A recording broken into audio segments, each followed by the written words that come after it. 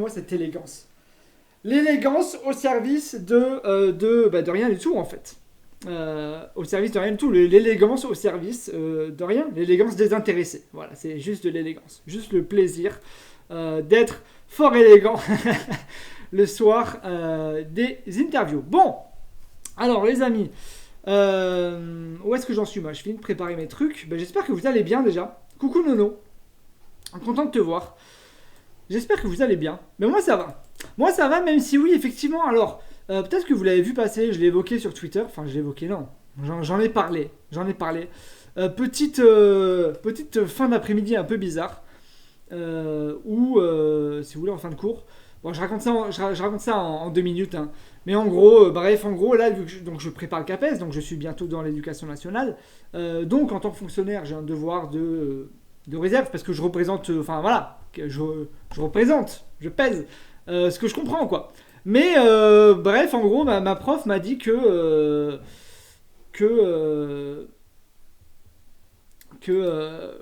qu'en gros que l'inspection avait été prévenue par un prof que ma chaîne existait quoi. Voilà.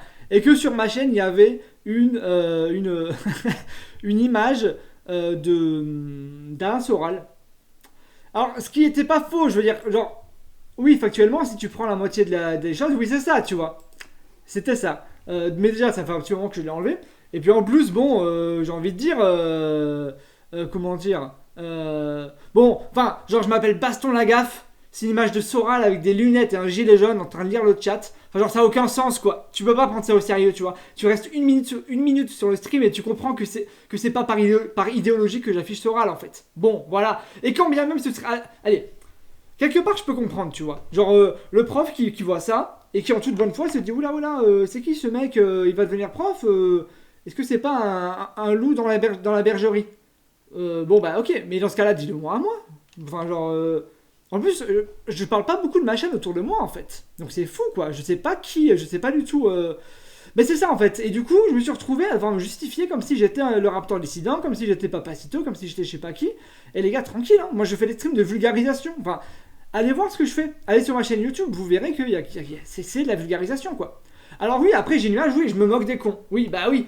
Bah excuse-moi en fait, genre je vais pas non plus voilà, pardon d'être désolé mais je vais pas m'excuser quoi. J'aime bien me moquer des cons, donc il y avait Soral, j'ai remplacé par une tête de Pascal Pro qui a une tête un peu plus guignolesque. Mais voilà, maintenant écoutez, je prends plus de risques, je vais pas commencer à saboter ma carrière qui n'est même pas commencée. Bon, cela dit, ma prof m'a dit que ça irait, qu'il n'y aurait pas de souci, mais du coup, j'ai quand même passé 20 minutes à m'expliquer comme un adolescent qui vole des cigarettes, quoi. Enfin, ça, bon, bref. Et du coup, j'ai mis un chat. Voilà, du coup, j'ai mis un chat. Au moins, il n'y aura pas de. Voilà. Au moins, il n'y a plus de soucis. Tout le monde aime les chats. Là, on peut. Bon, à moins d'aller m'accuser de torturer des chats, mais bon, je pense pas qu'on en arrivera là. Voilà. En tout cas, ici, c'est une chaîne de l'amour, une chaîne du partage, une chaîne de la transmission, une chaîne de vulgarisation, d'éducation populaire, en fait. Moi, ce que je veux, c'est apprendre des trucs et vous aider à apprendre des trucs, en fait. C'est tout, c'est tout. Donc, mon ami délateur, si jamais tu es là, sache que tu ne l'emporteras pas au paradis. Et c'est peut-être en bécane que tu partiras dans le sens inverse. Voilà, bon. Bref. Du coup, pour répondre au sujet du jour, Fabien nous dit la gauche c'est les allocs et le wokistan, la droite les bourgeois un peu racistes mais pas trop. Oui, quelque part c'est ça. Le stream est résumé, c'est bon, on peut arrêter. On peut plier les gaules, ça y est. Bon alors les amis, cela étant raconté, cela étant dit, moi je suis content, je suis très heureux d'être là ce soir. Parce que ce soir, bah, du coup, j'ai un invité qui est très chouette. Et cet invité, j'ai mis du temps à l'avoir. Parce que on est en contact depuis le mois de mai. Pour vous dire. Sauf que bah il a du boulot en fait. Moi à l'époque j'étais au chômage donc en l'occurrence non. Tu vois. Mais lui oui. Et du coup c'est dur, il faut arriver à trouver un moment et tout. En plus il y a eu les vacances entre temps. Bref, depuis le mois de mai on se tourne autour comme deux adolescents qui n'osent pas s'avouer leur flamme. Et finalement voilà qu'on est là ce soir car la vie trouve toujours un chemin. Tous les chemins mènent à Rome. La vie trouve Rome. Voilà. Et elle trouve en l'occurrence Frédéric Savicki. Frédéric, bonsoir. Le micro, Frédéric. Le micro, voilà. Bonsoir. Bonsoir. Faut que je m'adapte au dispositif. Bonsoir à tous. Voilà, ben bon, ça va aller. Bon. Vous allez bien. Merci de cette invitation. Je vais essayer Avec plaisir. Et surtout, tu as vu l'honneur que je te fais. Regarde, coucou Bubu, j'espère que tu vas bien. Tu as vu t'as vu cette tenue? Magnifique. Bah oui, Magnifique. bah du coup, j'aurais dû moi aussi aller chercher une belle veste, non pas électorale, mais une belle veste en coton ou en lin Eh dans ben, ma garde-robe. Mais eh bon, à ben, domicile, c'est pas très nécessaire. Mais bon, bah voilà, ça pose mais un tu sais, homme. Bravo. c'était pas prévu en fait. C'était pas prévu. Et là, il y a pas longtemps, il y a quelques jours, je me suis dit, mais pourquoi pas? Ça fait un peu signature. Et quelque part, si je suis le seul comme ça, c'est bien aussi. Voilà, au moins, si tu veux, ça met une forme de distance. On voit chez qui on est. Voilà. Bon, alors, Frédéric, merci d'être là. Euh, Ça me fait plaisir. Ça me fait plaisir. On va parler de gauche, de droite. Ouais, je vais te présenter parce que c'est ce que font les bons journalistes, paraît-il.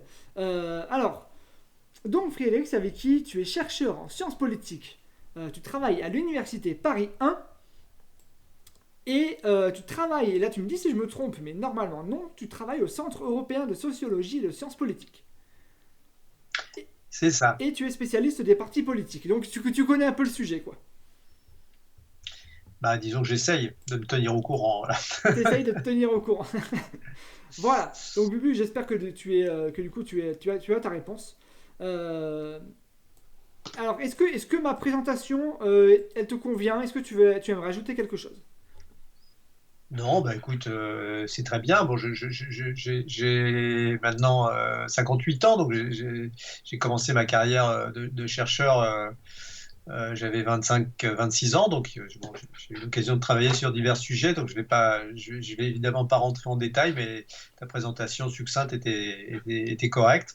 Juste simplement, peut-être pour signaler que s'il y a des gens qui à la suite de l'émission ont envie d'en savoir plus ou d'avoir accès librement, gratuitement à certains de mes articles, interventions, ouvrages. Il suffit d'aller soit sur ma page Twitter, soit sur mon compte Facebook, et puis on peut, en cliquant sur un lien, avoir accès à un site où tout ça est disponible. Donc voilà, ils pourront en savoir plus Ok. s'ils sont curieux sur tous les sujets sur lesquels j'ai eu l'occasion de travailler, Bon, bah, de publier. bon, bah, nickel. Frédéric, donc bah, vous voyez sur son Twitter juste au-dessus, Frédéric Savicki. Euh, et ben justement, Bubu, alors Bubu, laisse-moi poser mes questions. C'était ma prochaine question. Laisse-moi poser mes questions et tu y auras le droit. Voilà. Alors déjà, oui, est-ce que tu peux un peu recentrer ta caméra, Frédéric? Alors, alors, je vais essayer Si c'est voilà, possible, et puis au pire, on parle sinon, de la droite et de la gauche, donc il faut que j'aille vers la droite ou vers la gauche. Alors peut-être comme voilà. ça, Impeccable. c'est mieux, quoi. Non, Allez. c'est mieux comme ça? Ouais, on a un peu mieux, on prend, c'est bon, ça passe. Ça passe. Alors, est-ce que, justement, pour rassurer un peu tout le monde et parce que, c'est bon, je me suis fait accuser une fois d'être un grand méchant qui fait une chaîne bizarre avec Soral et compagnie. Je voudrais pas qu'on croie qu'il y a un projet de solution finale sur ma chaîne. Je veux bien qu'on rappelle qu'ici, on est là pour de la vulgarisation, pour apprendre des trucs. Est-ce que tu peux nous dire quelque part d'où tu parles? Est-ce que tu peux nous confirmer que ce soir tu es là en tant que chercheur, nous parler de tes opinions, de ta façon de prendre du recul? Bah, disons que sinon je vois pas trop l'intérêt, c'est-à-dire que si c'est pour inviter quelqu'un qui émet simplement, qui parle simplement de ses opinions personnelles, bon, bah, ma parole n'a pas plus de poids que n'importe quel citoyen, donc non, non, moi ce qui m'intéresse évidemment, c'est pas comment dire de faire de la politique voilà, en faisant semblant de faire de la science. C'est d'essayer justement de prendre un peu de distance par rapport à ses propres opinions d'ailleurs, et puis d'essayer d'aller au-delà. Et bon, c'est pas toujours facile. C'est une des difficultés pour tout chercheur qui fait de la sociologie, de la science politique, que de se déprendre de ses propres habitudes de pensée. Hein. C'est pas toujours, je prétends pas toujours y arriver. J'accepte qu'on me le fasse remarquer. Je peux prendre des positions publiques par ailleurs, Ouais. pas voilà, comme citoyen, pas non plus. Voilà, j'ai mes propres opinions qui sont déterminées en partie par ma trajectoire, mon origine sociale, les Ouais. études que j'ai faites, les gens que j'ai côtoyés, comme tout un chacun. On a des parcours et ça nous marque. Mais j'essaie de lutter contre ça pour avoir disons la vue la plus objective possible sur les réalités politiques, hein. Voilà, et puis, j'essaie d'en faire profiter mes étudiants d'abord, et puis bah voilà, un public le plus divers possible, en passant par tous les médias possibles et imaginables. Donc c'est pour ça que c'est un plaisir pour moi aussi d'expérimenter cette émission ce soir. Et si jamais je fais preuve de manque d'objectivité, ben, il faut me le dire et je répondrai. Et soit je corrigerai, j'essaierai un petit peu d'expliciter mon point de vue. Ok, bah, c'est impeccable. Merci pour cette réponse. Alors, j'ai envie de dire honnête, quoi. Enfin, genre là, on est bien, quoi. On est bien. On est bien. Euh, Alors, euh, oui, alors peut-être qu'il est de gauche, mais justement, bah justement, comme il vient d'expliquer, ce qui est bien, c'est que on est là pour prendre du recul en fait. Donc quelque part, j'ai envie de dire, on s'en fout que lui soit de gauche, que moi je sois de gauche, parce qu'on n'est pas là pour ça, évidemment. Mais je sais, FK, que tu blagues, je sais que je te connais, je sais que tu blagues, il n'y a pas de souci, évidemment. Donc, vu que c'est la première fois pour certains et certaines ici, vu que d'autres sont là depuis pas longtemps, je suis ravi que vous tombiez là pour l'interview. Alors, écoute, ce soir on parle de gauche et de droite. Frédéric, tiens, je peux t'appeler Fred? Tant que tu m'appelles pas Fredo, c'est possible. Ok, ok, alors je Parce que retiens. là, j'ai horreur de ça. Et Fred, c'est effectivement assez souvent Ok, comme ça. allez, c'est bon, Fred, ça fait 1 heure qu'on se connaît, mais ça y est, on est déjà. On va aller se voir un coup ce soir. Alors, Fred, Bah, donc, on va parler de la gauche et de la droite parce que bah, dans 4 mois, on a une élection majeure qui est l'élection présidentielle. Et je me suis dit que c'était important. Est-ce que, là, en 2 mots, en guise d'ouverture, tu vois, pour pas commencer à fond, parce que les gens arrivent tranquillement et tout, euh, est-ce que tu peux nous rappeler, ou enfin nous expliquer, en 2 mots, qu'est-ce que ça veut dire gauche et droite? Pourquoi on parle de ça? alors, pour faire bref et simple, je dirais que gauche-droite, c'est une boussole. C'est une boussole un peu particulière puisqu'elle n'indique que deux directions, donc ou le nord ou le sud ou l'ouest ou l'est, hein, bon, comme on voudra, qui permet à tous ceux et toutes celles qui sont intéressés par la politique de se situer dans l'univers politique, hein, soit soi-même, hein, je suis de droite, je suis de gauche, je suis d'extrême droite, je suis du centre, je suis ni de droite ni de gauche, bon, ou de situer des idées ou des mesures. Telle politique, c'est une politique de droite, telle idée, c'est une idée de gauche, là, c'est une idée d'extrême gauche, bon, voilà. Donc, on peut même d'ailleurs utiliser cette boussole parfois pour l'utiliser pour d'autres choses que la politique au sens strict. C'est un chanteur de gauche, Ok. je sais pas moi, c'est un film de droite, euh, c'est un écrivain de droite. Bon, Ouais. voilà. Bah, C'est aussi utilisé en dehors pour dire, du monde politique au sens strict. Alors, pour utiliser cette boussole, ouais. qui a l'air assez simple à utiliser, en fait, il faut une certaine virtuosité. C'est-à-dire, c'est pas donné à tout le monde. Tout le monde ne sait pas utiliser cette boussole-là. Ça s'apprend. Ouais. Ça demande une certaine culture. Ça demande un certain degré d'information. Et en fait, il y a bien d'autres boussoles possibles, Ouais. hein, qui peuvent être utilisées pour se repérer dans cet univers. Et on va voir que cette boussole, elle a une histoire. C'est-à-dire qu'elle n'aura pas toujours utilisé cette boussole gauche-droite pour penser le fonctionnement du monde politique, pour classer, pour se positionner soi-même. Alors, Il y en a eu d'autres, et il y en a d'autres. Et donc, ça veut dire que elle n'est pas forcément éternelle. ouais. Néanmoins, c'est une boussole qui a été inventée en France, je vais y revenir dans un instant, et c'est une boussole qui s'est exportée à l'étranger. Ça ne nous a pas rapporté le moindre royalty, mais la dichotomie gauche-droite, hein, la catégorisation gauche-droite, Ouais. elle est apparue en France d'abord, et puis elle s'est ensuite pas mal diffusée, pas partout, mais dans pas mal de pays du monde. Ok, alors justement, merci beaucoup Fabien pour ton Prime, ça fait super plaisir, merci. Merci, vraiment ça fait plaisir merci pour ton soutien. Mais justement, tu parles d'histoire, tu dis que c'est né en France, ils viennent d'où ces termes gauche et droite? Enfin, pourquoi gauche et droite, alors qu'a priori c'est juste des directions quoi? Pourquoi gauche et droite enfin, pourquoi est-ce que c'est apparu en Ah, France? alors, il y a, comment dire, il y a une origine qui est un petit peu mythique. Un mythe, c'est une histoire qu'on raconte qui explique l'origine du monde ou l'origine de quelque chose sans qu'on ait effectivement de preuves précises que c'est vraiment comme ça que ça s'est passé. Hein. Voilà. Euh, Toutes les religions ont leur mythe et le mythe de la naissance de la catégorie droite-gauche, il est en fait associé à un épisode de la Révolution française. Au moment où, enfin quelques mois après, 2 mois après que les États généraux enfin que le tiers-État des États généraux soit proclamé Assemblée nationale, eh bien, il y a eu des débats sur évidemment l'invention des nouvelles, enfin, l'élaboration des nouvelles lois qui devaient être, et la constitution qui devait être adoptée. Il y a eu un débat le 28 août 1789 pour savoir si il fallait ou non accorder au roi de France, donc Louis XVI à l'époque, la possibilité d'avoir un droit de veto sur les lois qui seraient votées par l'Assemblée nationale. Donc c'était un problème qui renvoyait non pas à l'existence ou pas de la monarchie, Ouais. tout le monde était favorable au maintien à l'époque de la monarchie, mais de savoir si finalement le roi conservait un pouvoir de blocage sur une forme de suprématie hein, sur l'Assemblée nationale. Et à ce moment-là, donc dans ce vote-là, les députés présents se sont réunis. Ceux hostiles au veto se sont mis dans l'Assemblée à gauche et ceux qui étaient favorables se sont plutôt réunis à droite. Alors pourquoi ils ont fait ça? Pour se coordonner, pour discuter entre eux. Ok. À ce moment-là, effectivement, on a parlé à cette occasion-là Ouais. de,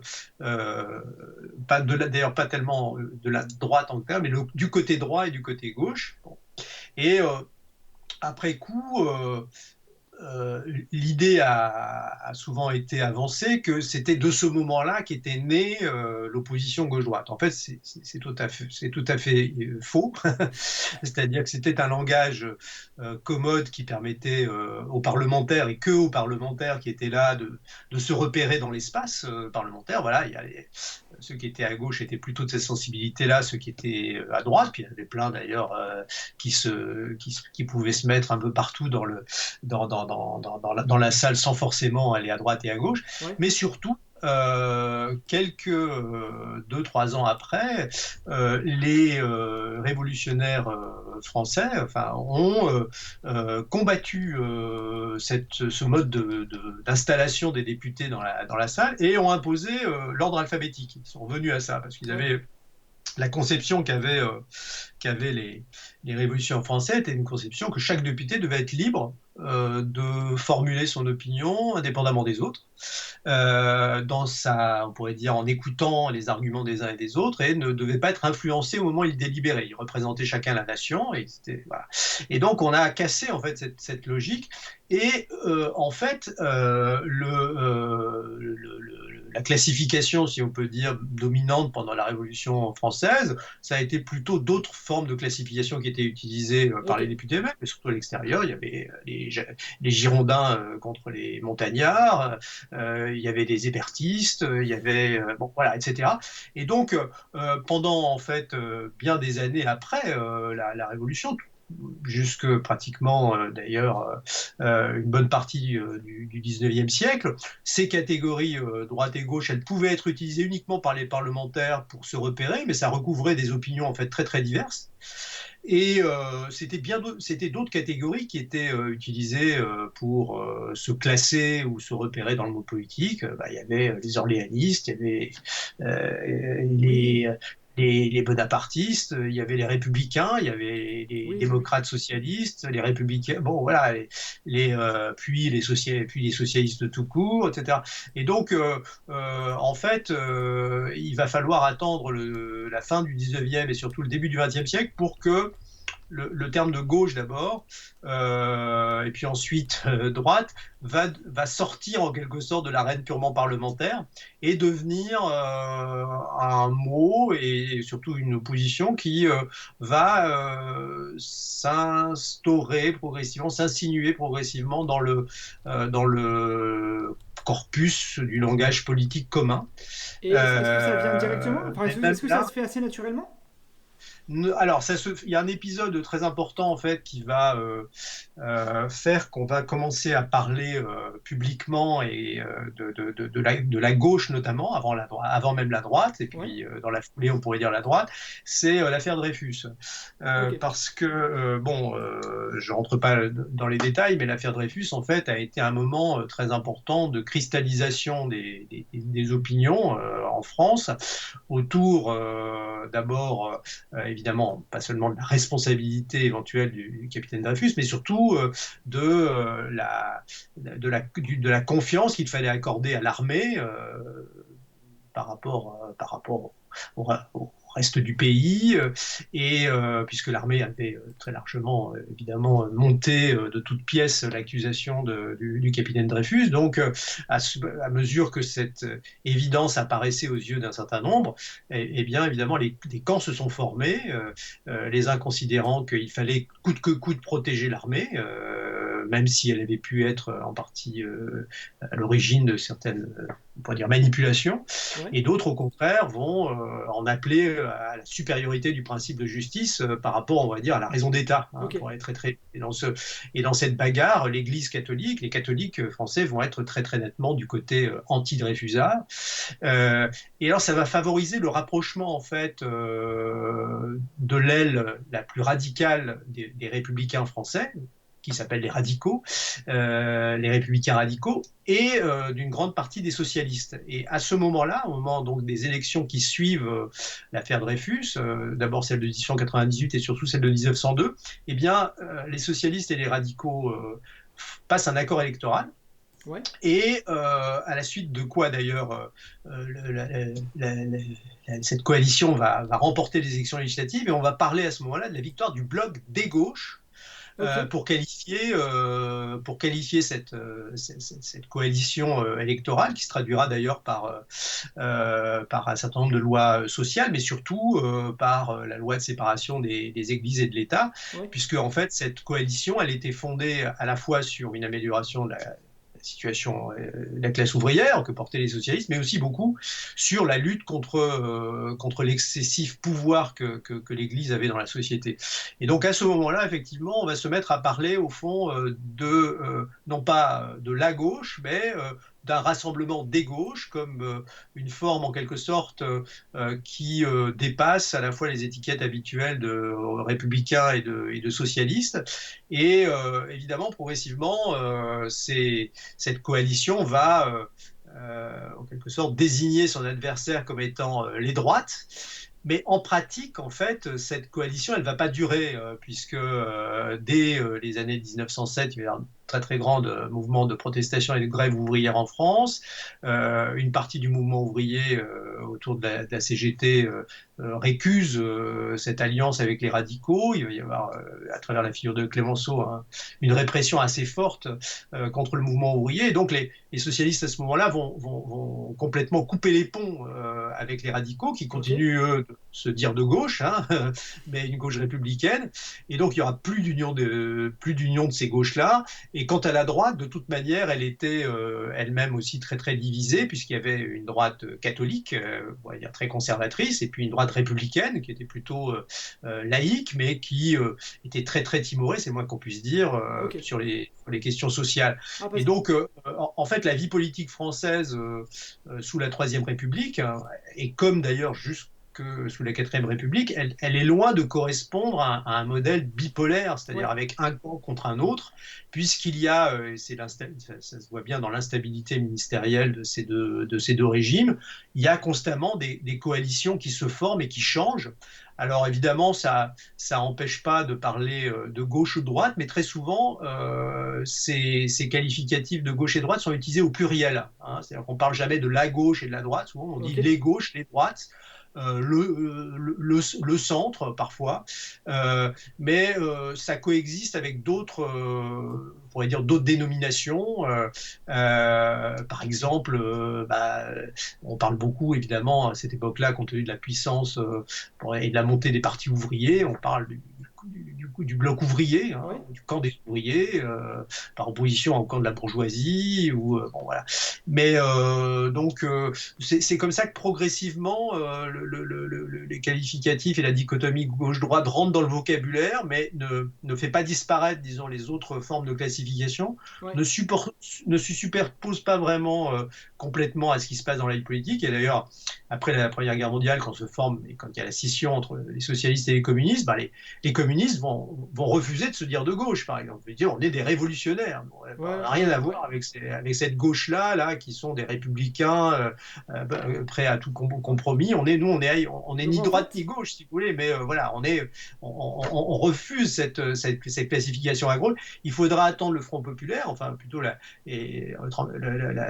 changement de ligne du Parti communiste et de l'internationale communiste ouais. qui pousse à plutôt un rapprochement avec les partis socialistes et puis aussi les partis bourgeois pour faire bloc contre le fascisme. Et où là, on va ressortir au moment du Front populaire l'idée, bon voilà, les gauches se réunissent se réunissent à nouveau et la symbolique effectivement des réformes sociales du Front Ouais. populaire vont fortement contribué à associer dans l'imaginaire politique l'idée qu'il y a bien une gauche qui sait s'unir. Et c'est à partir aussi de ce moment-là que va naître aussi la espèce de nostalgie que la gauche ne peut véritablement gagner que quand ces différentes composantes sont unies. Donc je Alors du dirais, coup, le Front populaire est un moment très important, en je vais- quelque sorte, où ça crédite la gauche. Et puis, comme de l'autre côté, eh bien, la droite va aussi avoir tendance à renforcer son union contre les partis qui composent le Front populaire par crainte d'une réforme sociale et économique trop importante. Là aussi, ça va favoriser les rapprochements. Mais bon, je reviendrai en détail si vous voulez, mais tout ça ne va véritablement se cristalliser que sous la Ve République. d'accord. Et alors justement, alors déjà merci pour cette longue explication. C'était Pardon vraiment d'être trop intéressant. long. Non, non, alors non, mais alors non, c'était, enfin au contraire, je dis pas du tout ça pour dire, dis donc, c'était long. Fredo, qu'est-ce que tu fais? Non, c'est pas du tout ça. C'était au contraire, merci pour ce développement. Coucou Pandof, et ben bienvenue, dis donc. Bienvenue, merci pour ton follow. Donc là, effectivement, salut les barbus. Les barbus, les islamo-gauchistes sont présents. On fait avec, on fait avec. Bubu, j'ai bien noté ta question. Je la garde pour plus tard. Parce qu'on y reviendra après, mais qu'est-ce qui se passe? Oula, attends, excusez-moi les amis. Oula, j'ai mon alarme incendie qui sonne. Excusez-moi, Ah, j'arrive. Alors, pendant ce temps, je m'en occupe. Pendant ah ce bah, temps, Fred, tu peux répondre à la question de Bubu. Ah, ça va mieux. alors, allez, où la question de Non, Bubu? c'est bon, c'est bon, ouais, c'est bon. Alors, on la garde pour après, alors. On la garde pour après, Ça la va, question le de feu est Bubu. éteint? Je suis toujours Bon, là. Il a fallu que ça arrive super. maintenant. Comment c'est possible? Bon, admettons. Admettons. Tout est fini, a priori, il n'y a pas le feu. Donc, non, mais j'ai rien mis au four. J'ai même pas mangé, j'ai pas eu le temps de manger. Mais c'est pas grave. Je suis là pour me nourrir de connaissances. Et vous aussi, évidemment. Du coup, on l'aura compris, d'après ce que tu nous as dit. Quand on dit la droite, la gauche, finalement, c'est un peu un raccourci. Parce qu'on devrait plutôt dire des droites et des gauches. Parce que, comme tu disais, ben, il y a des gens de gauche qui se reconnaissent pas dans certains discours révolutionnaires, par exemple. Mais alors du coup, c'est quoi le socle commun au fil du temps? Parce que tu disais au début que la boussole gauche-droite, des fois, elle a évolué, tu vois, elle a changé au fil du temps. Est-ce qu'il y a quand même un socle commun, une identité commune, des idées communes qui n'ont jamais bougé et qui, quand on dit la gauche, la droite, on se comprend? Écoute, c'est compliqué comme, de répondre à cette question parce qu'en fait, le paradoxe de cette histoire, c'est que c'est quand politiquement la gauche et la droite, ou les gauches et les droites, ont été amenés, pour des raisons sur lesquelles je vais revenir, à se rassembler dans des coalitions de gouvernement ou des coalitions électorales que finalement on s'est mis à chercher des origines communes et des points communs. Hein. C'est-à-dire qu'il y a des moments dans l'histoire où ces camps-là ne peuvent pas se voir et se détestent presque plus qu'ils ne détestent d'autres adversaires. Ouais, enfin, pendant des années, les communistes voulaient plumer la volaille socialiste. Ils considéraient que les pires ennemis de la classe ouvrière, c'était pas les partis bourgeois, c'était les partis sociodémocrates parce qu'ils collaboraient en quelque sorte et Mais, ils cautionnaient le système. mais Bon. alors, Euh, à ce moment-là, qu'est-ce qui fait qu'on parle quand même de deux mouvements de gauche, de deux courants de gauche à ce moment-là? Si, comme tu dis, ils se considèrent comme plus que des adversaires, presque des ennemis, qu'est-ce qui fait qu'on va tous les deux les classer à gauche? alors, ça, c'est le travail, c'est un travail qu'ont fait les historiens et les politologues, souvent après coup, hein. C'est-à-dire qu'on a classé, on s'est mis à classer des mouvements ou des partis politiques comme étant de gauche, mais sans que nécessairement ces partis, eux, se définissent comme de gauche. Ils ne Ok. définissaient pas forcément de droite non plus, ni de centre, mais utilisaient d'autres catégories ou qualificatifs pour ceux. Bon. Ça, c'est un effet, pour dire, c'est un effet de science. C'est-à-dire que Ok. il y a eu dans les années, le grand moment de ça, ça a été surtout les années d'après la Deuxième Guerre mondiale. On a eu un certain nombre d'auteurs qui ont écrit en France, en particulier, Brené Raymond, par exemple, a écrit un livre Ouais. qui a été, dans la première version, a été publié dans les années 50, qui à l'époque s'appelait pas Les droites en France, ça s'appelait La droite en France. Bon. On a eu des travaux de cartographie ou de sociologie électorale. Par exemple, alors, le plus célèbre, c'était André Siegfried, qui était lui-même issu d'une famille de républicains du Havre, et qui a fait en 1913 un livre sur l'étude électorale depuis la Révolution française de tout l'ouest de la France, et ça a été poursuivi après la guerre par un informatique qui s'appelait François Gogel. Et ces gens-là, en fait, ils ont réinterprété tous les courants politiques à travers les évolutions des élections depuis la Révolution française à l'aune souvent d'une catégorisation binaire. Ok. C'est-à-dire qu'ils ont dit, voilà, il y a une France qui est plutôt une France conservatrice, une France qui est on pourrait dire, dominée par le parti de l'ordre, Ouais. par une autre qui serait le parti du mouvement, par exemple, le parti du progrès, bon, le parti de l'ordre étant à la droite. Sauf que dans la réalité, pour arriver à ce résultat, il faut procéder à d'énormes simplifications. C'est-à-dire que Ouais. il mettait dans le parti de l'ordre, par exemple, aussi bien des courants catholiques très conservateurs, monarchistes, favorables à la restauration de la monarchie absolue, d'autres qui étaient plutôt pour une monarchie parlementaire. Bon, on ne savait pas très bien quoi faire des bonapartistes, donc pouf, on les foutait du côté du parti de l'ordre. Bon, donc ça a été très largement une reconstruction au moment où les catégories de droite et de gauche commencent à s'imposer, en particulier donc après le Front populaire Ouais. et surtout après 45, bah on va en quelque sorte rechercher la généalogie de ce que c'est que la gauche et la droite et on procède à d'énormes simplifications. D'accord. Donc des gens qui avant se détestaient, n'étaient pas prêts à gouverner ensemble, développer des systèmes d'opinion complètement opposés, rétrospectivement étaient mis voilà, au motif qu'ils étaient plutôt conservateurs ou au contraire plutôt on va dire, progressistes, à gauche, à droite, etc. Bon. Donc Ok.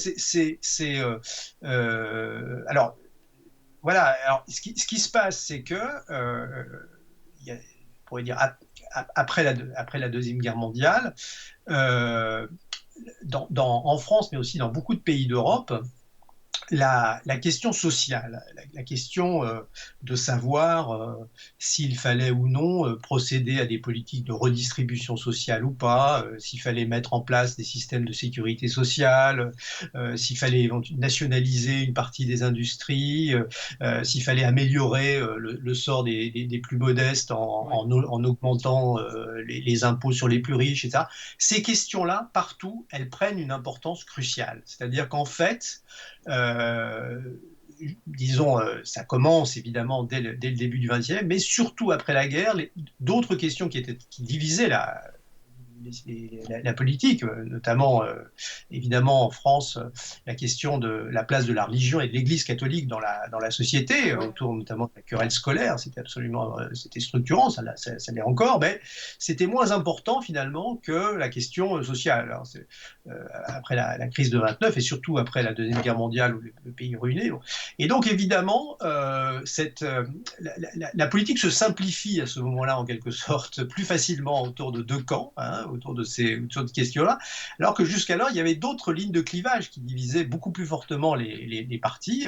Il pouvait y avoir des partis qui étaient social, mais les uns considéraient qu'il fallait plutôt s'appuyer sur les institutions caritatives ou Ouais. charitables de l'Église, qu'il fallait favoriser, on pourrait dire, un dialogue social dans l'entreprise, et qu'il fallait s'opposer au contraire à la lutte des classes et aux grèves. Bon, voilà. Ou des questions évidemment qui portaient sur on pourrait dire les alliances internationales, la colonisation, etc. Tout ça ne disparaît pas complètement, mais il y a quand même une simplification qui s'opère autour de la question sociale. Et donc, évidemment, il apparaît à tout le monde plus clairement que la vie politique est bipolarisée. Ouais. Hein. C'est-à-dire, bon, il y a effectivement clairement et c'est à ce moment-là effectivement que les catégories de droite et de gauche, elles s'imposent comme une manière assez claire, finalement, de dire quoi bah, qu'il y a dans la société un camp qui est effectivement clairement redistributeur, plutôt du côté de l'égalité, puis de l'autre du côté de la non-intervention étatique, de la liberté, de l'initiative privée. Voilà. Mais ça n'a pas toujours été comme ça. Et c'est une erreur historique que de croire que ça a toujours été comme ça. Et donc, c'est quand cette simplification s'opère qu'on va chercher, pour dire dans la philosophie politique, dans l'histoire des idées, l'essence en quelque sorte de ce qui serait la gauche et la droite. Mais il n'y a pas d'essence de ce qui serait la gauche et de ce que serait la droite. On peut le défendre peut-être d'un point de vue philosophique, mais très souvent, en fait, cette démarche, on pourrait dire de type histoire des idées ou philosophie, elle est facilement falsifiable. Ça marche pas. Ça marche pas. Ça serait trop beau que ça Ouais, marche ouais, toujours comme ça, puisqu'on sait qu'il y a des questions, des enjeux, des thèmes, même des idées qui ont pu être à certains moments de droite et qui ensuite vont être entre guillemets de droite, vont passer à gauche et réciproquement. Hein. par exemple. C'est pas aussi évident que de dire que la droite ça a toujours été le camp du conservatisme, par exemple. Il y a des révolutionnaires de droite. Hein. Bon, ou classer après tout les fascistes, hein, qui étaient des gens qui voulaient, qui n'étaient pas du tout hostiles au progrès, hein, mais qui voulaient orienter le progrès plutôt du côté de la machine militaire et de la glorification de la nation. Mais Ouais. c'était des modernistes. Hein. Bon, alors du coup, où les mettre, on ne sait pas très bien. Bon, il y a pu y avoir aussi à gauche des gens qui étaient plutôt, on va dire, passéistes, qui avaient la nostalgie. C'était des courants qui en France n'ont peut-être pas été importants, mais qui dans d'autres pays, aux États-Unis, en Grande-Bretagne, étaient très importants, qui promouvaient en fait le retour à une forme de propriété privée de la terre, c'est-à-dire qui s'opposait au développement des usines et de l'urbanisation et qui disait il faut que les ouvriers, en fait, il faut racheter des terres, il faut que chacun se retourne en quelque sorte Ouais. labourer Ben, son petit domaine pour être loin de la corruption de la ville. Bon, est-ce que ces gens-là étaient... voilà, ils défendaient les ouvriers, mais au fond, est-ce qu'ils étaient vraiment modernistes? oui, oui, Est-ce oui. qu'ils étaient pour le progrès ou Ben, est-ce que bon voilà, on d'ailleurs, voit il me bien que semble ça que ça colle pas de façon aussi aussi, ouais, aussi évidente. aussi évidente, ouais. Et justement, par exemple, le nationalisme qu'on attribue souvent à l'extrême droite, il me semble qu'il y avait notamment une branche du Parti communiste qui était assez nationaliste, par exemple. Alors évidemment, alors le nationalisme, c'est très on pourrait dire, c'est un très bel exemple. Hein. D'abord, il faut Merci. rappeler qu'historiquement, évidemment, la défense de la nation au XIXe siècle, en France et puis dans beaucoup de pays, c'était un idéal qui était un idéal émancipateur, puisque on était dans des régimes, dans certains pays qui étaient des régimes impériaux, qui niaient, on pourrait dire, le droit des peuples à pouvoir parler leur langue, à pouvoir décider pour eux-mêmes. Ils étaient sous la coupe d'un souverain souvent étranger à leurs yeux qui imposait une religion unique et qui, évidemment, ne laisser place à des libertés. Et donc l'idée que les nations pouvaient disposer d'elles-mêmes et s'autodéterminer et choisir au fond leur destin, c'est-à-dire d'appartenir ou pas à telle entité politique, c'était fondamentalement au XIXe siècle une idée qui était une idée de progrès Ouais. et une idée qui était associée aux idées de liberté et de justice contre l'oppression représentée par des souverains extérieurs, où la défense de la nation, c'était aussi évidemment le principe d'hostilité contre le pouvoir dynastique et héréditaire des souverains, souvent d'ailleurs avec des intermariages étrangers en quelque sorte aux yeux de beaucoup. Et donc glorifier la nation, c'était d'abord glorifier un mode de souveraineté qui était différent du mode de souveraineté dynastique et présupposer que tous étaient égaux en quelque sorte dans le cadre de la nation. En 1870, lorsque l'armée française de Louis-Napoléon III est défaite contre les Prussiens, le peuple parisien s'insurge et refuse d'abdiquer et en appelle à la défense nationale. Gambetta, en ballon. Bon. Et donc, défendre la nation à ce moment-là, c'est quoi? C'est défendre la République, c'est s'opposer à un régime qui est un régime qui est impérial, non républicain, antidémocratique, et donc l'idéal national. Et ça va basculer effectivement lorsque les républicains viennent au pouvoir à la fin des années 1870, 1880, où progressivement, d'abord ils vont cesser d'avoir une politique revanchiste ou revancharde contre les Allemands.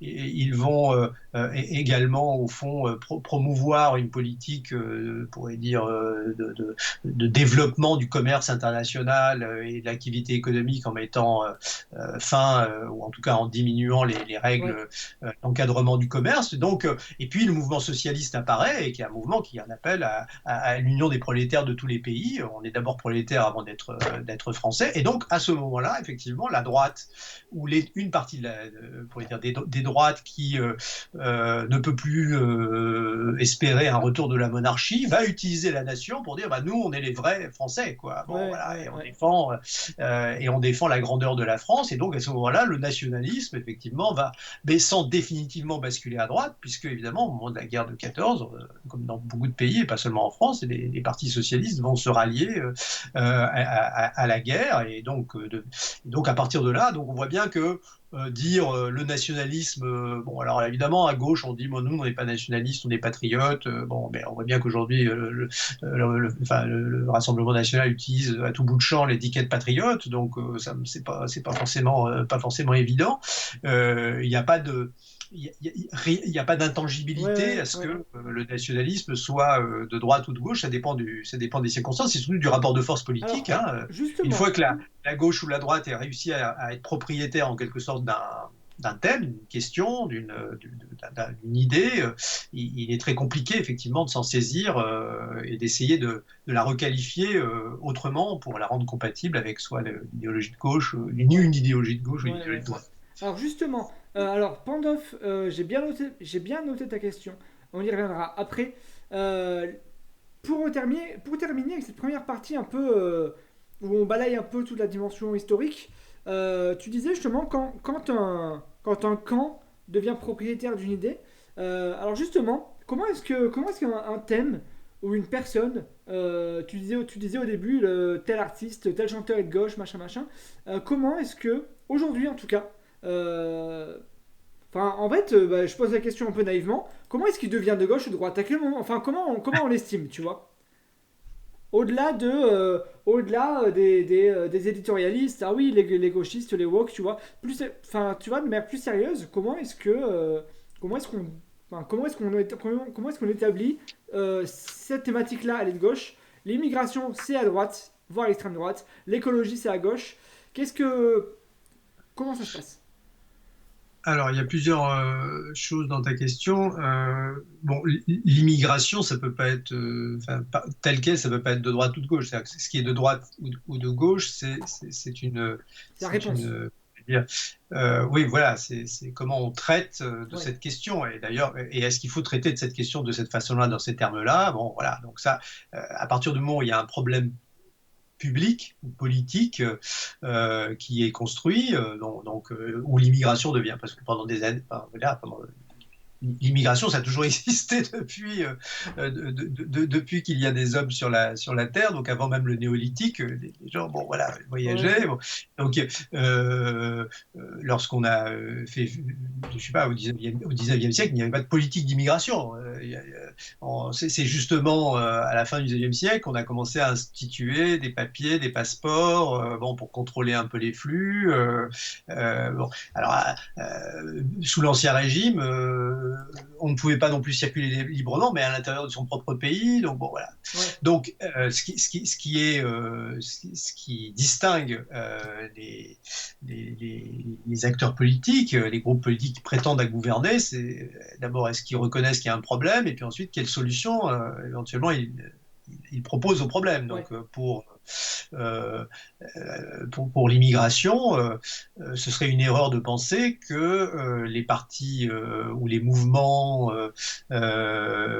issus du socialisme ou prétendant défendre les classes populaires ou la classe ouvrière ont toujours été favorables à l'immigration. C'est totalement faux. Je renvoie notamment aux travaux de Gérard Noiriel en France, mais il y en a bien d'autres qui ont montré que il y a eu des mobilisations, pas simplement syndicales, mais aussi des mobilisations des partis socialistes à la fin du XIXe siècle, qui s'inquiétaient justement des effets pour la concurrence sur la main-d'œuvre, et notamment aussi sur les possibilités de pouvoir faire des grèves, du recours par le patronat d'ouvriers étrangers ou d'ouvrières étrangères qui étaient utilisés comme briseurs ou briseuses de grève, ou dont l'afflux massif avait pour conséquence effectivement de remettre en question le Ouais. niveau de D'accord. salaire des uns et des autres. Hein. Donc,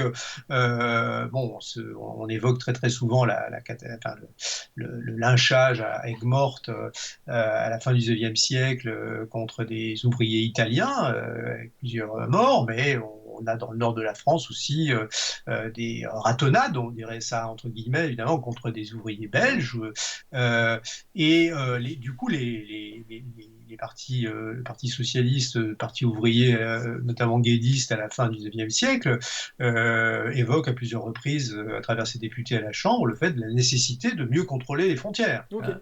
Hein. Donc, simplement, effectivement, qu'est-ce qui serait, on pourrait dire, une des caractéristiques des partis de gauche, c'est souvent non pas d'évoquer des critères raciaux, hein, de non-intégration, de non-pureté ou compatibilité avec, on pourrait dire, la race nationale, ça c'est clair, c'est plutôt des arguments de type économique. Hein, Ouais. c'est-à-dire, on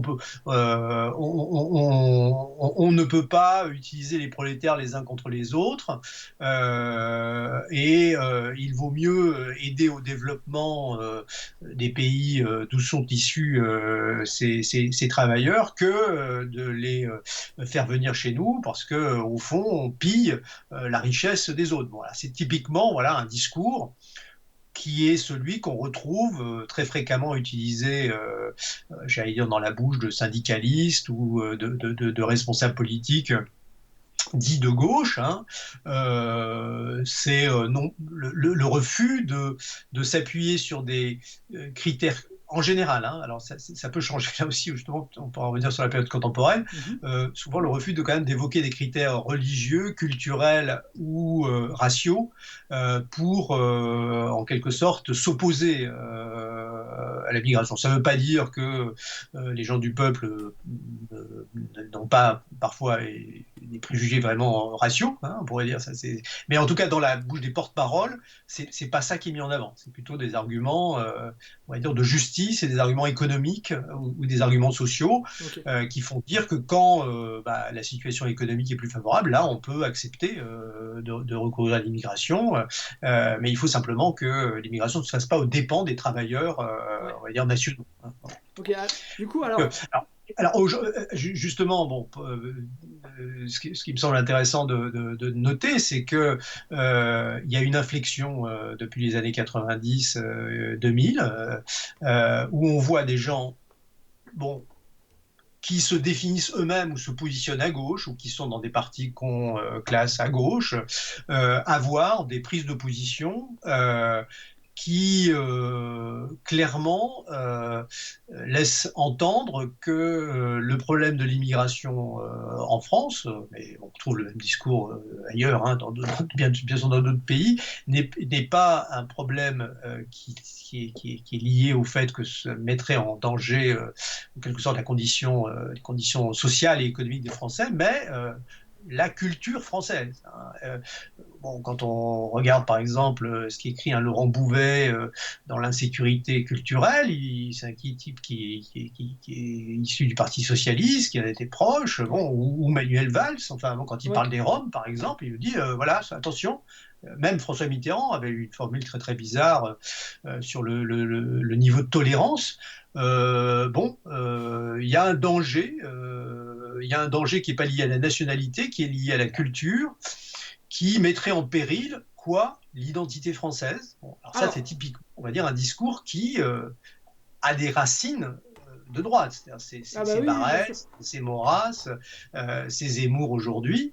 Et alors évidemment, on ne va pas le dire de la même façon, mais on voit bien que là, il y a un rapprochement des thématiques et des cadres qui montre que, voilà, là encore, il n'y a pas d'intangibilité à dire que un discours culturaliste, on va dire, de protection de la culture nationale serait intrinsèquement porté par des gens qui se disent, Alors la question philosophique, c'est est-ce qu'ils se disent de gauche en étant plus de gauche? Et qui peut dire qu'ils sont, voilà, c'est ça, c'est quelqu'un qui adopterait une perspective philosophique dirait il y a la gauche, c'est forcément l'humanisme, c'est forcément l'accueil, c'est forcément le refus de considérer qu'il y a des problèmes, que la différence de culture est en quelque sorte crée des problèmes sociaux. Bon, c'est un point de vue, je veux dire, que je respecte tout à fait. Je peux même d'ailleurs moi-même penser que la gauche, ça devrait d'abord être ça. En même temps, c'est très compliqué parce qu'on peut parfaitement imaginer des sociétés où précisément des attitudes culturalistes, racialistes ou des politiques comme on dit, de purification ethnique ont pu être mises en œuvre par des gens qui se disaient de gauche. Hein. Alors, et on a des tas d'exemples.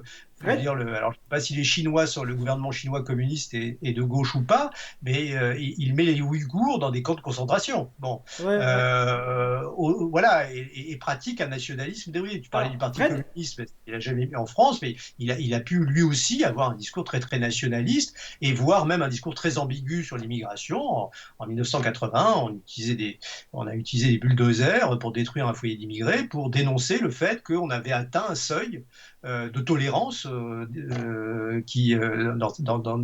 les villes de banlieue parisiennes qui impliquait effectivement qu'on arrête. Bon, voilà, donc il y a la gauche et la droite rêvée, si on peut dire, et puis il y a la réalité qui est beaucoup plus compliquée que ça, et c'est pour ça qu'il faut éviter d'avoir des catégories de jugement a priori. Alors, Fred, qui fonctionneraient en quelque sorte. Je suis obligé de t'arrêter là. Ah non, ça c'est une attitude de droite. Non, je plaisante. Non, alors, non, il faut que je t'arrête parce que j'ai envie de rebondir sur ce que tu dis. Et plus il y a l'élément, moi j'arrive à rebondir. Alors, j'aimerais rebondir sur ce que tu dis, mais je dois t'expliquer un truc avant. Là, il y a un peu une espèce de jeu sur Twitch, de principe, qui est que, à force d'être présent sur la chaîne, certaines personnes gagnent des points qu'ils peuvent dépenser avec des défis. Et là, on m'a imposé donc de dire ma prochaine phrase avec l'accent suisse, qui est un accent que je maîtrise relativement, de manière très relative donc. Et donc, j'aimerais rebondir sur ce que tu dis en te demandant, Frédéric Savicki, quand tu dis Mitterrand, il a eu des propos très limites. Alors justement, pourquoi est-ce qu'aujourd'hui on dit encore qu'il est de gauche, s'il a eu des propos limites? Parce que Zemmour aussi, il a des propos limites, hein. Mais Zemmour, il est d'extrême droite. C'est quoi la différence? Je reformule ou ça va? Non, ça va très bien. Je vais essayer de répondre. Je vais prendre mon temps, hein. Faut que je réfléchisse. C'est pas facile comme question. Hein. Non, mais en gros, c'est quoi la frontière, tu vois? Il est déjà 22h, hein. Ouais. Non, 22h02. Et je devrais être couché depuis longtemps, hein. Bon, Alors en quelques mots, si alors, tu veux, c'est quoi, à quel moment, enfin, c'est quoi la nuance entre un Mitterrand qui va dire un truc un peu limite, mais qu'on va considérer aujourd'hui encore comme étant de gauche, et un Zemmour qui dit des trucs limites, alors les deux pieds dans le plat, mais enfin, tu vois, euh, en quelques mots. on peut avoir des gens de gauche qui, à certains moments, ont des propos de droite. Enfin, si on voulait adopter le truc, dire que les gens de gauche peuvent avoir des propos de droite et les gens de droite des propos de gauche. Enfin, je veux dire, la question ici pour Mitterrand, c'est qu'il ne peut pas être réduit simplement à, à cette seule phrase. C'est-à-dire qu'il a fait d'autres choses dans son action qui autorisent quand même à considérer que sa politique a eu par rapport aux politiques précédentes menées par Giscard ou par je ne sais qui d'ailleurs, par Chirac après. Ouais. Ah, est-ce que on a été coupé peut-être là, non? Euh, Non, ça va? c'est ça. Non, ça. Ah oui, C'est bon? oui, je crois que j'ai une connexion un peu bizarre. Est-ce que c'est dans le chat, est-ce Voilà. que ça sature là? Oui, donc voilà, en plus Mitterrand, quel Mitterrand? Mitterrand jusqu'en, on va dire 55, 56, il est plutôt, on pourrait dire, il commence d'abord à droite, hein, évidemment, il est même très à droite dans sa jeunesse. Ensuite, il va progressivement glisser vers la gauche et puis il va reglisser vers la droite. Donc, il ne s'agit pas de classer un individu comme étant de droite et de gauche, il s'agit plutôt de qualifier ses actes ou ses paroles à différents moments. Donc, rentrer cette seule personne en quelque sorte dans une... Ça serait assez cocasse de considérer que Mitterrand était un président de droite, par exemple. Ouais, ok, je vois. Alors attends. Alors Fred, Bon, là, on peut le penser, bon, je vois pas très bien ce que ça apporte comme intelligibilité, comme ouais, clarté. ouais. Bon, c'est Non, mais je une arme comprends, je comprends. politique, effectivement. Alors, Fred, là, je crois qu'il y a un petit souci avec le stream qui a une qualité un peu. Est-ce que ça va mieux Ouais. là? Dans le chat, dites-moi comment ça se passe. Ça a l'air de lagouiller un petit peu. Euh, Alors, je sais pas si c'est mon débit ou... Non, alors c'est moi, je sais pas, j'ai mon image qui me dit que c'est pas dingue. Coucou le Kemap, bienvenue sur ma chaîne, ça fait plaisir. Ça lag, mince. Comment je peux régler ça? Attendez, bougez pas.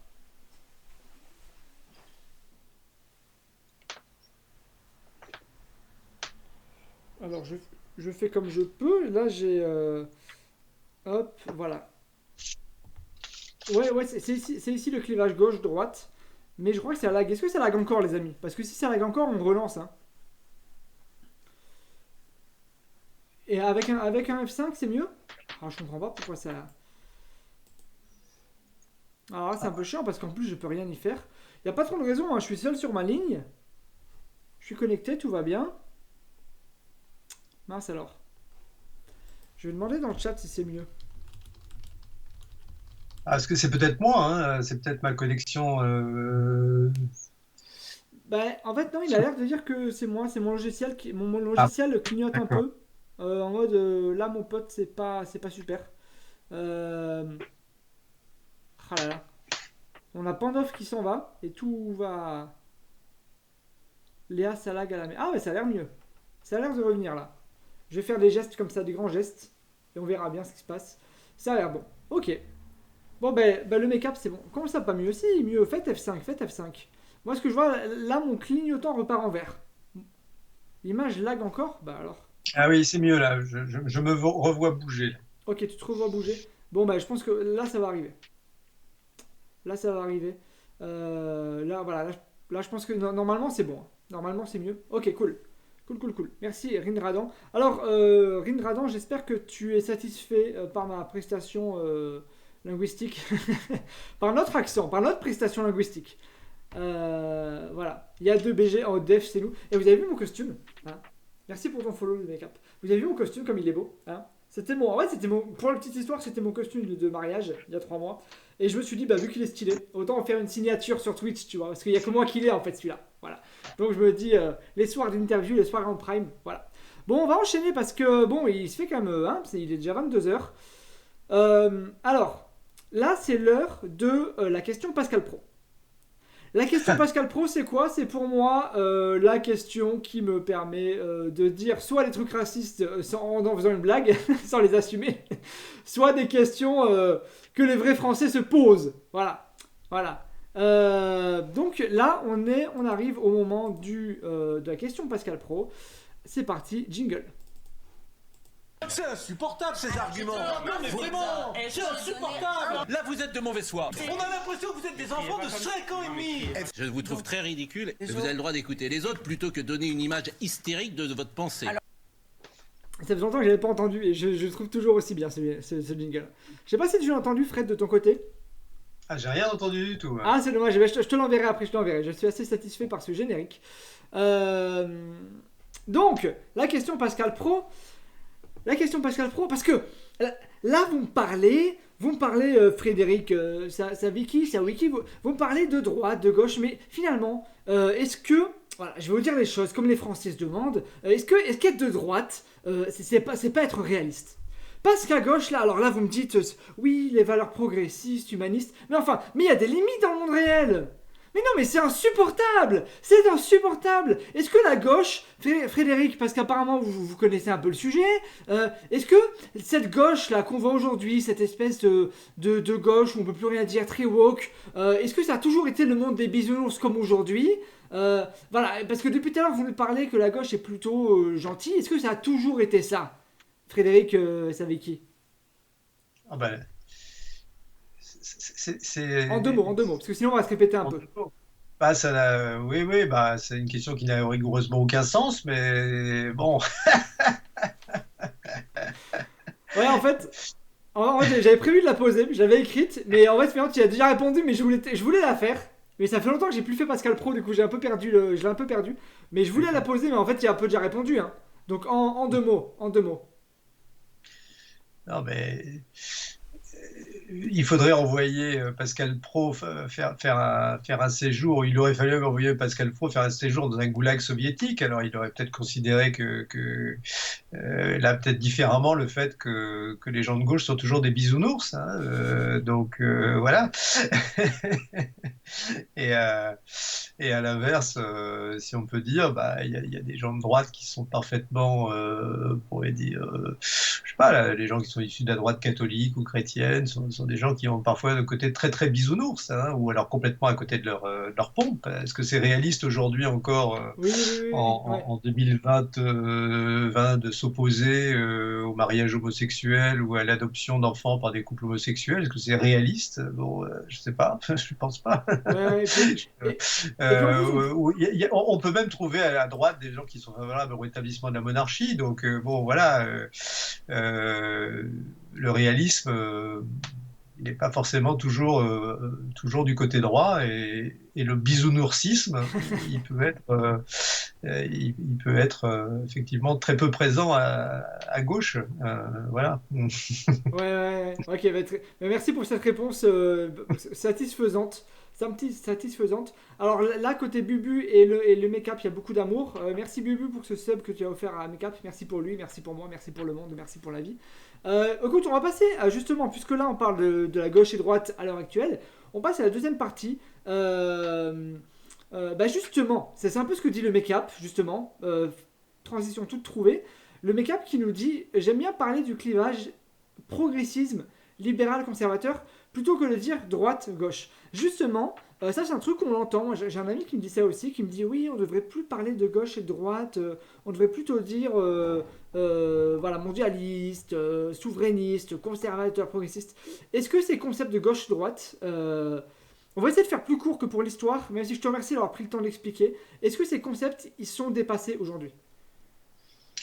Bah, ce que je disais à propos de l'histoire, c'est vrai encore de la période contemporaine. C'est-à-dire que gauche-droite, c'est une simplification outrancière d'une certaine façon, qui recouvre des idéologies différentes, hein, qui peuvent parfois, j'allais dire, s'hybrider ou évoluer l'une aux côtés de l'autre, mais évidemment, qui ne disparaissent pas une fois qu'on a dit gauche et droite, hein. Donc le libéralisme, typiquement, c'est une idéologie.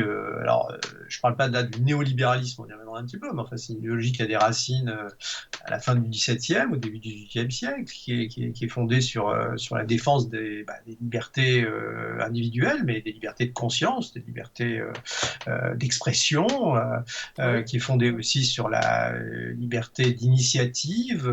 Donc, ça veut dire aussi, sur le plan économique, que évidemment, il faut laisser aux gens la possibilité de créer, etc. Bon, c'est aussi évidemment lié à l'idée que les gens sont du coup égaux dans leur droit d'accéder à la liberté, ce qui veut dire aussi qu'ils ont le droit de parole, qu'ils peuvent être représentés, etc. Donc le libéralisme, voilà, c'est une idéologie qui a une histoire, qui continue d'influencer profondément nos institutions, hein.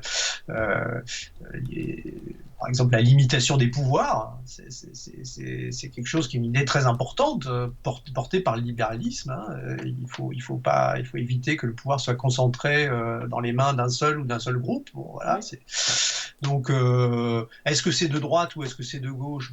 Voilà, selon qu'on va mettre plutôt l'accent sur les libertés, on va dire économiques plutôt que politiques, on va plutôt se rapprocher finalement d'une version, on pourrait dire, d'apologie du marché. Et puis, selon que on considère que le libéralisme, c'est quand même d'abord laisser aux gens le soin de pouvoir vivre comme ils veulent et s'épanouir, ou adopter les modes de vie, et on va moins mettre l'accent sur les aspects économiques. Bon.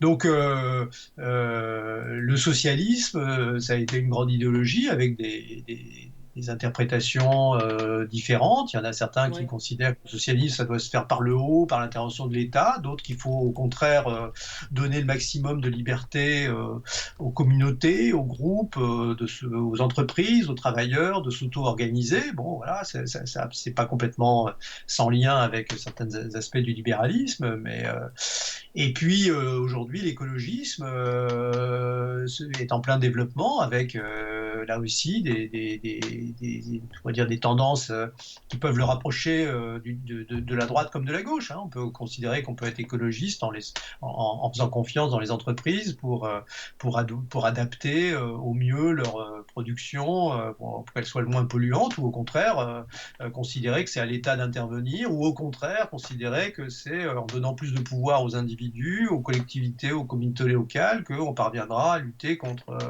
la dégradation de la planète. Donc les idéologies s'influencent mutuellement les unes les autres, mais elles sont suffisamment diverses pour ne pas être ramenées à deux, hein, à deux idéologies qui seraient les bonnes idéologies et les mauvaises, les idéologies pour dire sympathiques et antipathiques. Oui. Non, après il y a la mise en pratique de ces idéologies. On peut très très bien faire des crimes horribles au nom de principes de justice, comme on peut faire des crimes horribles au nom de principes horribles, et inversement, on peut faire le... Voilà. Alors Fred, ne bouge pas. Écoute, là en fait il y a un souci, c'est que l'image, je sais pas si tu le vois sur ton écran, ton image est complètement bloquée. Bloquée, oui. Ouais. Du coup on va couper l'appel. On est en direct, mais c'est pas grave, ce sont les aléas du direct. On n'a pas de technicien ici, on va tout faire à la main. On coupe l'appel et je te rappelle pour voir si ça va mieux. D'accord. C'est quand même plus sympa les amis d'avoir l'appel, on va pas se mentir. Du coup vous me voyez faire là. Vous me voyez faire. Ah, même pas. Bah non, c'est complètement freeze. Attendez. Clac. Hop, voilà. Il n'y a plus de. Là, il n'y a plus de trucs. On y arrive. Du coup, je note bien ta question, le make-up. Ça sera la prochaine en fait. Parce que c'est intéressant. Enfin, ta question est intéressante. Elle est dans le thème en plus. Alors, bougez pas. Et alors, en fait, pour info, du coup, le make-up, puisque tu découvres la chaîne, bienvenue déjà. Tac. On prépare, en fait, donc je reçois des chercheurs, des universitaires ou des journalistes sur leur thème, quoi. Ici, c'est les sciences politiques et sciences sociales. C'est varié, c'est un apéritif, il y a un peu de tout. Moi, c'est ce que j'aime. J'aime quand il y a un peu de tout. C'est un apéritif de connaissances à la disposition du monde. Hop. Et en l'occurrence, on prépare les interviews en stream. Du coup, tu sauras maintenant que quand il y a une prochaine interview, bah voilà quoi. Il y a des canards et maintenant il y a même des chats, vous avez vu? Il y a même des chats parce que je me suis fait emmerder là pour de bon. Je me suis fait dénoncer à l'inspection de l'EducNat et c'est pas une blague. Donc maintenant j'ai enlevé Pascal Pro, j'ai enlevé Soral, j'ai mis des chatons. Alors moi, on ne pourra plus rien dire. Hop. Alors j'arrive Fred, je te rappelle. Voilà. Hop, est-ce qu'on est bon? Est-ce qu'on est bon? Est-ce qu'on est bon? Alors, je remets la caméra. Ouais. Voilà. Bah vous voyez, la vie est belle. Il n'y a pas besoin de s'affoler. Pas besoin de s'affoler. Hop, je vais faire ça proprement. Hop, et c'est encore plus centré que tout à l'heure. C'est magnifique, c'est parfait, c'est fabuleux. Tac. Alors, je vais mettre ça tant pis. Du coup, pour rebondir, on a une question de Le Make-up dans le chat qui nous dit en parlant de gauche-droite, il y a aussi un concept sympa que j'avais vu. C'est que la définition de droite-gauche était bien liée à la fenêtre d'Overton d'un pays. Je vais rappeler ce que c'est. Est-ce que c'est quelque chose de pertinent ou pas?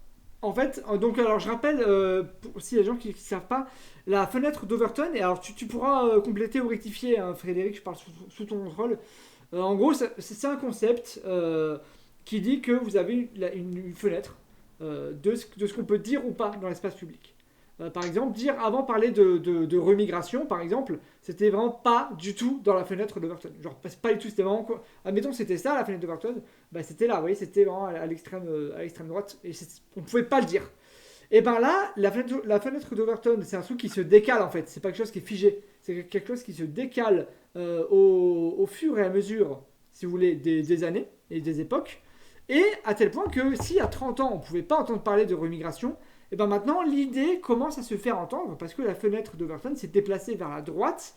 Et donc, ce qui était là et qui n'était pas du tout dissible, ce qu'on ne pouvait pas du tout dire, bah, vu que la fenêtre d'Overton s'est décalée, en fait, vous voyez, ça commence à arriver, quoi. Ça commence à arriver.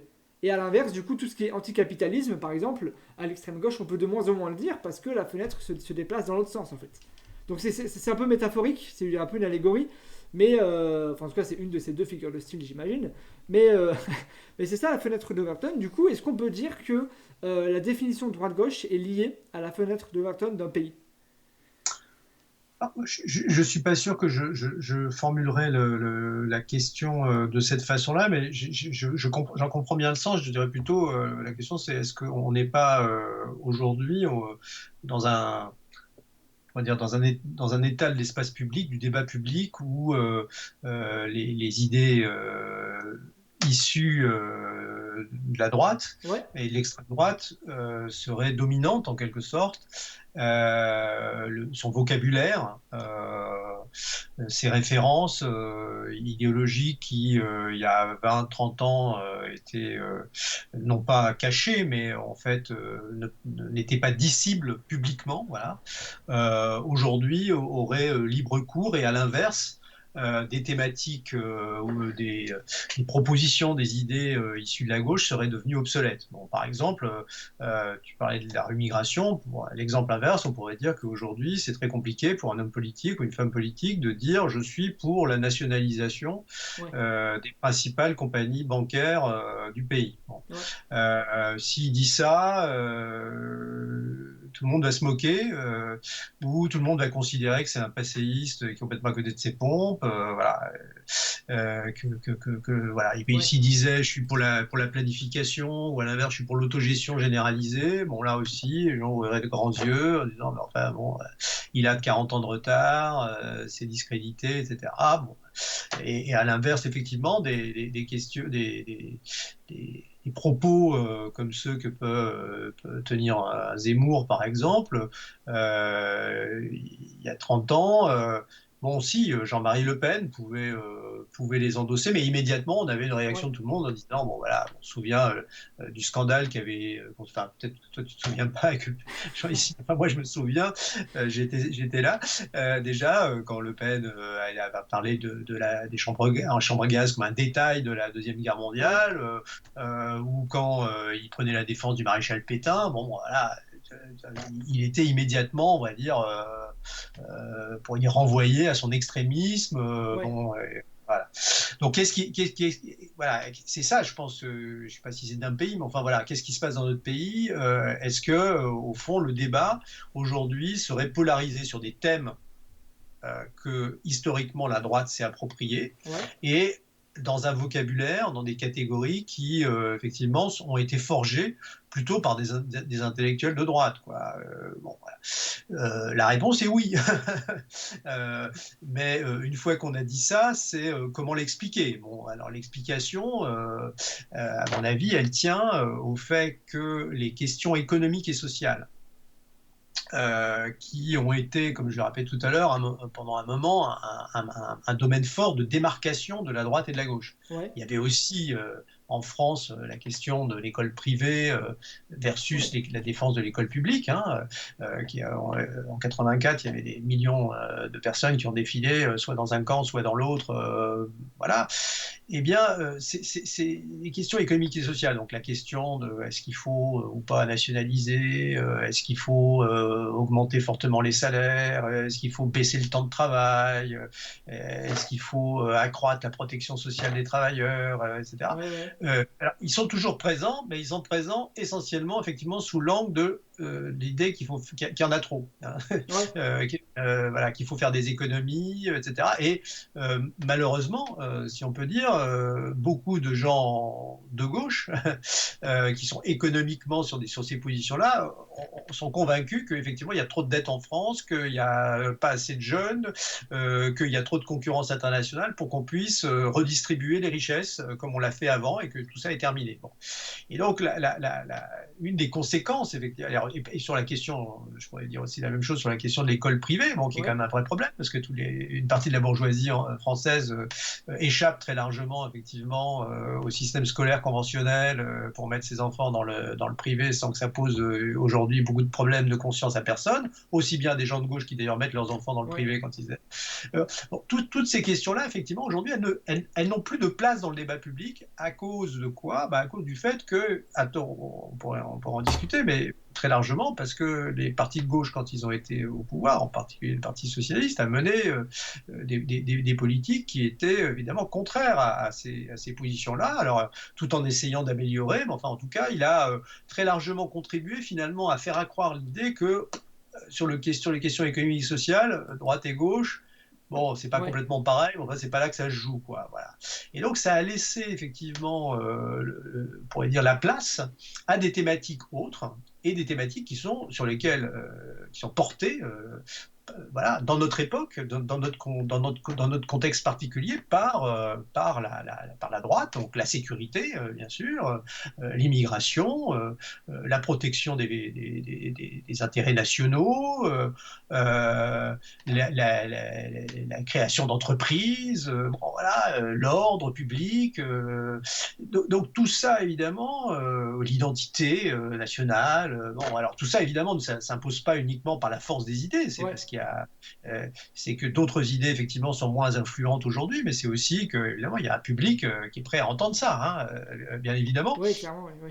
Mais il est d'autant plus ce public, et en particulier les classes populaires, hein, qui hier étaient plutôt tournées vers la gauche pour des raisons économiques et sociales, entendent ça parce qu'elles n'entendent rien d'autre qui leur donne en quelque sorte espoir, c'est-à-dire que et l'impression que les partis de gauche défendent véritablement leurs intérêts économiques et sociaux, quoi, hein. Bon, on l'a vu avec le mouvement des Gilets jaunes, un grand mouvement de protestation sur des enjeux à la fois démocratiques et les enjeux économiques et sociaux, là, bon, méfiance des organisations syndicales, méfiance des partis de gauche, ne savaient pas très bien où mettre les pieds, et puis quand ils ont essayé, les Gilets jaunes leur ont dit allez vous faire voir, nous on veut pas de récupération politique, on n'a pas confiance en vous, quoi. Voilà, donc on voit l'ampleur du divorce. Alors justement, mon hypothèse, c'est que la fenêtre, alors je sais pas s'il est d'Overton, mais c'est que la fenêtre sur l'espace public, la fenêtre qui s'ouvre sur l'espace public aujourd'hui, effectivement, est une fenêtre qui ne s'ouvre que d'un seul côté. Voilà,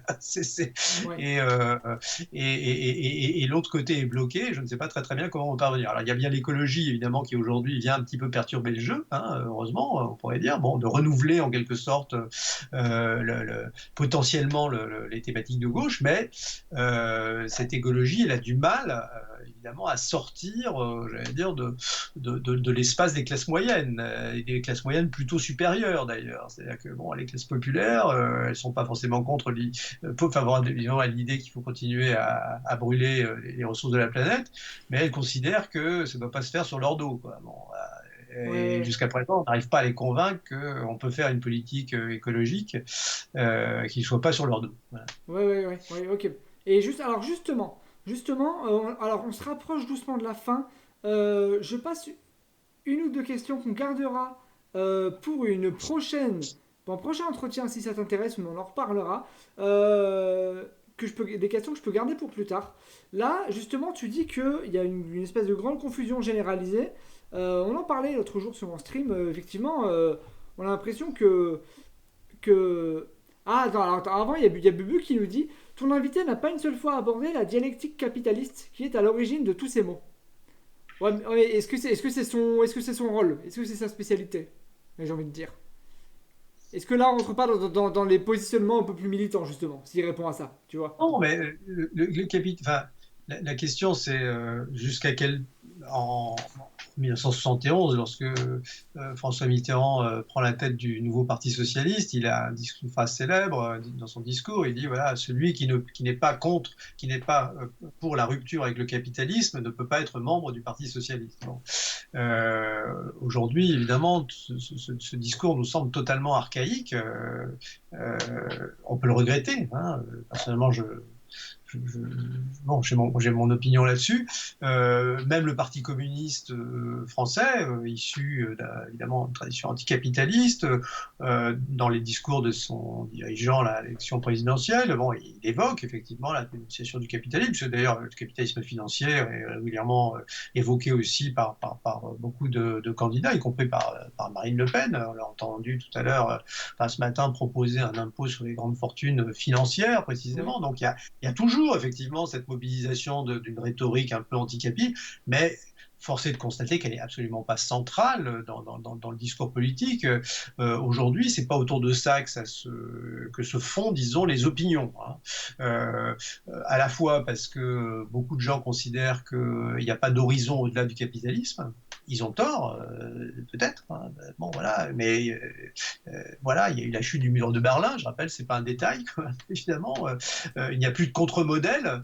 Alors, il y a des capitalismes différents, bien sûr, mais enfin, l'autre grande forme de capitalisme aujourd'hui, c'est le capitalisme chinois. Bon, je ne suis pas sûr qu'il fasse rêver non plus beaucoup, mais enfin, en tout cas, c'est un capitalisme aussi. Enfin, voilà, il y a les pays communistes qui sont aujourd'hui encore communistes, sont sans doute les pays les plus capitalistes que les capitalistes, d'une certaine façon. Bon, voilà.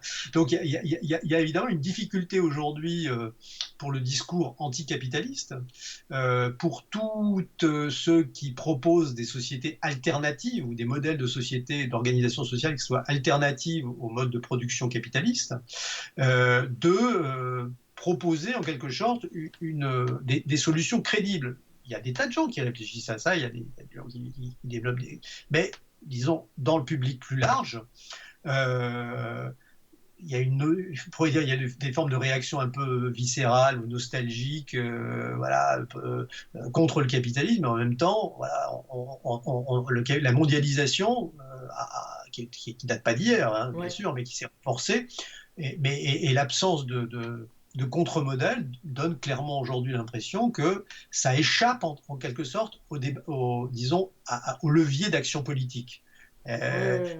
Il en va du capitalisme un peu comme la grêle. Il tombe régulièrement, voilà, et on peut s'en protéger avec un parapluie, mais on ne peut pas supprimer la grêle, quoi. Voilà, il y a une espèce de naturalisation, à tort ou à raison. Hein. C'est pas moi qui dis ça. En tout cas, dans le débat public, là où on pouvait encore, disons, convaincre des gens d'être anticapitalistes et que ça avait un sens, et que qu'on pouvait inventer autre chose. Aujourd'hui, c'est plus le cas. Alors bien sûr, il y a d'une certaine façon, bon, les trotskistes qui ont rebaptisé la LCR Nouveau Parti Anticapitaliste, avaient l'espoir que ça puisse fédérer. Bon, ça ne peut pas dire que ça ait beaucoup marché. L'altermondialisme a porté, au début de la décennie 2000, fin des années 90, un courant, effectivement, avec l'idée d'un autre modèle, mais ça s'est quand même beaucoup épuisé. Et on voit aujourd'hui qu'en France, finalement, même s'il y a une rhétorique de temps en temps qui revient d'anticapitalisme, c'est pas autour de ça que se cristallisent des opinions. Peut-être que ça viendra. Ok, ouais. Écoute, merci pour cette réponse. J'aimerais terminer avec une dernière question, si ça te convient. J'aimerais souligner une espèce de paradoxe en fait. C'est-à-dire que, comme tu le disais tout à l'heure, tu l'as évoqué, on dirait que gauche et droite, ça n'a plus trop de sens. Tu vois, il y a une espèce de grande confusion généralisée. Par exemple, tu vois, genre, un exemple, c'est donc ma maman qui est femme de ménage depuis toujours. Donc tu vois vraiment la prolétaire depuis toujours quoi. Et et elle, quand on l'écoute, elle nous dit ouais mais il faut voter à droite parce que la gauche elle veut tuer les patrons et puis de toute façon on voit bien la gauche soi-disant avec Hollande, on voit bien qu'en fait c'était pas du tout la gauche etc. Tu vois. Donc quelque part on dirait et c'est pas un discours singulier, je veux dire c'est quelque chose qu'on entend, on peut entendre ici et là. On dirait que gauche et droite ont plus trop de sens, qu'il y a une grande confusion sur ces deux concepts. C'est pour ça qu'on est là ce soir aussi. Et en même temps, on dirait qu'on ne peut pas trop en sortir. Euh, oui. Oui, alors, quel est ton sentiment là-dessus? Ce sera ma dernière question. C'est quoi ton sentiment là-dessus? Alors, mon sentiment, c'est que gauche et droite, ça a du sens, dans le sens, si j'ose dire, que ça reste quand même une catégorie qui permet de classer des formes enfin, des attitudes, mais aussi des choix politiques ou des projets de société qui sont pas les mêmes. Alors, on peut discuter pour savoir si un tel est vraiment de droite et tel est de gauche. Il n'y a pas de vérité absolue, mais disons que l'évolution historique a fait que les idées qui portent sur la redistribution sociale, sur l'égalité, non pas des chances, mais des conditions, sur l'émancipation des individus et le fait qu'ils aient la possibilité d'exprimer leurs orientations sexuelles, idéologiques, etc., religieuses, etc., soit pas bridées, brimées au nom d'une tradition, d'un vêtement, etc. Bon, ces idées-là, il se trouve qu'on les appelle de gauche. On aurait pu les appeler autrement, on pourrait les distinguer autrement, mais enfin bon, ces idées-là, en tout cas, elles conservent évidemment une actualité, parce qu'on le voit bien d'ailleurs dans le débat sur la lutte contre le réchauffement climatique, où on le voit aujourd'hui dans les débats sur la nécessité, enfin, sur comment on fait pour vacciner l'ensemble des populations du monde autour de la question de est-ce qu'il faut ou non que le vaccin devienne un bien public, et que voilà, donc on voit bien que c'est pas que les systèmes d'opinion ils s'opposent, et qu'il y a des gens qui sont plutôt d'un côté et plutôt de l'autre, donc peu importe qu'on appelle ça de droite et gauche, disons, quand on est pour une justice universelle, quand on considère que la vie d'un Zimbabwéen vaut bien celle d'un Français ou d'un Américain, qu'il n'est pas normal qu'une femme de ménage parte à la retraite à 65 ans alors qu'elle a travaillé toute sa vie durement et qu'elle est fatiguée, ou que bon, tout ça, ça reste, je pourrais dire, des principes, des idées, des orientations je dirais, qu'il faut défendre. Bon, Ouais. les gens qui ne défendent pas ça sont des gens qui généralement ont une vision pessimiste de l'humanité, considèrent on est dans un univers hobbesien où les gens sont prêts à se bouffer les uns les autres, et au fond, bon, voilà. Donc, ces valeurs-là, ceux qui y adhèrent et ceux qui s'inspirent de ces valeurs pour faire ces politiques-là, quand un Ciotti annonce qu'il est pour 15% d'un taux de fiscalité de 15% sur tout le monde, sur tous les revenus, mais c'est une mesure mais absolument dégueulasse d'un point de vue, disons, des inégalités sociales. C'est-à-dire, ça veut dire que quand vous allez gagner 20 000 euros par mois, vous allez payer 15 euros, et quand vous allez gagner 20 millions, vous allez payer 15% On voit bien que ça plaît sur la Côte d'Azur. Enfin bon, faut expliquer. Bon, le problème, c'est que les gens, ça, ils le savent. Simplement, évidemment, ils ne croient pas que les gens de gauche au pouvoir, en tout cas ceux qui se disent de gauche au pouvoir, vont remédier effectivement à ces inégalités ou peuvent faire quelque chose pour remédier. Bon, ça, c'est compliqué. Hein. Et puis, il y a toujours eu des gens du peuple, des prolétaires qui croyaient aux idées de droite, enfin voilà, qui adhéraient pour des raisons qui peuvent tenir à leur socialisation religieuse, pour des raisons qui peuvent tenir aussi à des rapports de déférence, c'est-à-dire que bon, les prolétaires qui travaillent en usine et qui côtoient des syndicats et qui luttent collectivement, c'est pas la même chose que des chauffeurs routiers qui sont 10 heures par jour au volant seuls de leur bagnole avec des RMC, quoi. Bon, voilà, et qui du coup peuvent être sensibles à la théorie du ruissellement ou à l'idée que si on travaille dur, on a peut-être des chances de s'en sortir dans la société. C'est des fadaises. C'est des fadaises. C'est pas simplement un point de vue politique. C'est que quand on regarde l'étude sociologique de la mobilité sociale ou des chances de réussite, par exemple des enfants de chauffeurs routiers à l'université ou à s'élever dans la société, bah, sont pas les mêmes que celles du fils du médecin. Donc, est-ce que sont satisfaits de ça? Est-ce qu'on se dit qu'il y a toujours eu des pauvres, il y a toujours eu des riches, et puis voilà, chacun, de toute façon, les mérites sont inégalement partagés, et puis qu'il y a des intelligents et pas intelligents, et que là, bon. Donc ça, effectivement, ces attitudes-là, quelle que soit la façon dont on les baptise, elles nourrissent évidemment des choix politiques, etc. Le problème ne vient pas que ces idées-là soient obsolètes, le problème c'est que ceux qui les partagent ne sont pas en situation de pouvoir les transformer en action, et quand ils sont au pouvoir, ils font pas ce qu'ils font. C'est-à-dire que quand vous avez un Premier ministre socialiste, Manuel Valls, qui proclame qu'il aime les entreprises et les patrons et qu'il est pour une société de la conciliation, bon, c'est peut-être bien gentil, ça peut peut-être plaire à votre mère, je ne sais pas, parce qu'elle a l'impression que c'est important que les gens savent, etc. Mais ça a des conséquences très très pratiques, c'est que, au fond, on va d'abord alléger la fiscalité des entreprises, mais aussi la fiscalité personnelle en supprimant l'impôt sur les fortunes des plus riches, en espérant que, par leur générosité, ils vont effectivement, mais aucune étude économique au monde n'a montré que ça marchait comme ça. Donc, bon, voilà. Je termine sur un ton qui est plus engagé, mais c'est pas du tout pour prêcher. Enfin, j'assume mes idées, mais